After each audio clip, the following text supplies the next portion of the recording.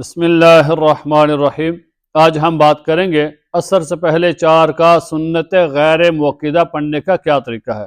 یاد رکھیں کہ ہمیں نماز کو سیکھ کر پڑھنا چاہیے، کیونکہ نماز ہی ایک ایسی چیز ہے جس کے بارے میں رسول اللہ صلی اللہ علیہ وسلم نے ارشاد فرمایا کہ کل قیامت کے دن سب سے پہلے نماز کا حساب کیا جائے گا۔ اگر نماز صحیح نکلی تو باقی اعمال بھی صحیح نکلیں گے، اگر نماز خراب ہو گئی تو باقی اعمال بھی خراب ہو جائیں گے۔ تو ہمیں نماز کو سیکھ کر پڑھنا چاہیے۔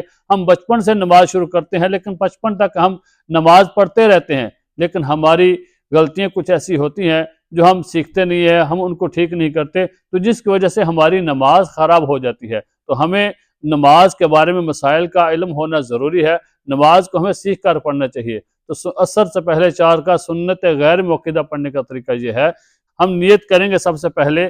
تو نیت آدمی بول کر بھی کر سکتا ہے، بول کر نیت کرنا ایک مستحب اور اچھا عمل ہے۔ پھر آدمی دل کے اندر ارادہ بھی کر سکتا ہے کہ دل کے اندر جو آپ ارادہ کرتے ہیں کہ میں عصر کی 4 کا سنت غیر موقدہ پڑھنے لگا ہوں یا لگی ہوں، جو دل کے اندر آپ ارادہ کرتے ہیں، جو دل کا پکا عزم ہے، وہی آپ کی نیت ہے۔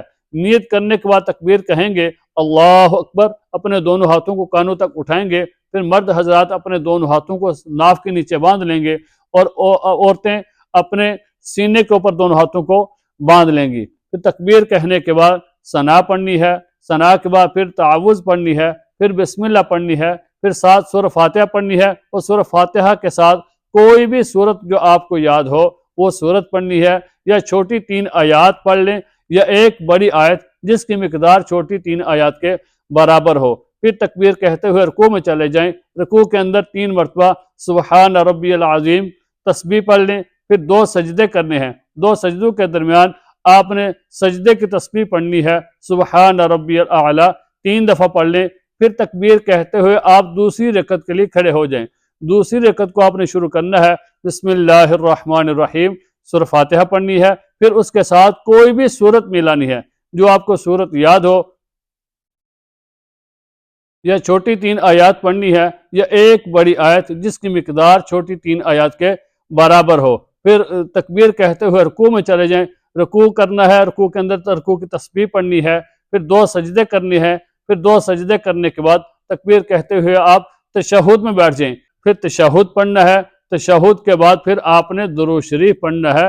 اکثر لوگ جو غلطی کرتے ہوئے یہاں پر یہ کرتے ہیں کہ وہاں ان کو پتہ نہیں ہوتا کہ عبدہ و رسول کے بعد کھڑا ہونا ہے یا بیٹھ کر آگے درود شریف پڑھنا ہے۔ تو یاد رکھیں کہ سنت غیر موقدہ کے اندر عبدہ و رسول کے بعد آپ نے درود شریف بھی پڑھنا ہے، پھر درود شریف کے بعد آپ نے دعا بھی پڑھنی ہے، پھر دعا پڑھ کے پھر آپ نے تکبیر کہتے ہوئے آپ تیسری رکعت کے لیے کھڑے ہوں گے، اور تیسری رکعت کو پھر آپ نے دوبارہ شروع کرنا ہے ثنا سے۔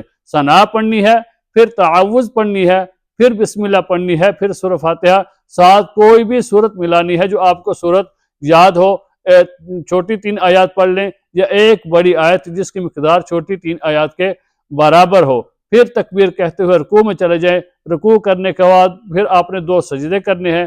اس کے بعد پھر آپ تکبیر کہتے ہوئے چوتھی رکعت کے لیے کھڑے ہو جائیں، اور چوتھی رکعت کو آپ نے شروع کرنا ہے بسم اللہ الرحمن الرحیم، پھر سورہ فاتحہ پڑھنی ہے، پھر ساتھ کوئی بھی اسی طرح کوئی سورت ملانی ہے، یا چھوٹی 3 آیات پڑھنی ہے، یا ایک بڑی آیت جس کی مقدار 3 آیات کے برابر ہو۔ پھر تکبیر کہتے ہوئے آپ رکوع کریں، رکوع کرنے کے بعد پھر آپ نے 2 سجدے کرنے ہیں، پھر 2 سجدے کرنے کے بعد آپ نے دوسرے قاعدہ تشہد میں بیٹھنا ہے، تشہد پڑھنا ہے، پھر درود شریف پڑھنا ہے، پھر اس کے بعد دعا پڑھنی ہے۔